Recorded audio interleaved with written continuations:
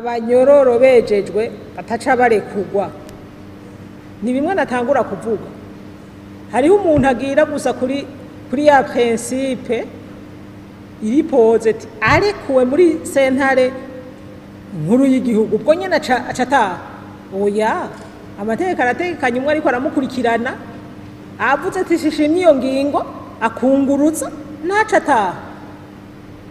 Ivyo nukubitegera kuko biratera ingorane mu kibano muri societe, biratera ingorane no mu by'ubutungane kuko harabasigaye bafata yuko abashikiriza amanza baba ariko barabakorera ikibi ariko barakora akazi kabo kuko mu gihe yavuze ati ndamushengeza nuko bayabonye afise icaha yakoze.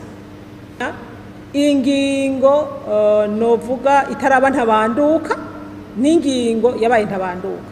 Uwejejwe hakaba harafashwe ingingo ntabanduka akaba atasohotse, uwo rero niwe wo kuvuga tukabikorerako.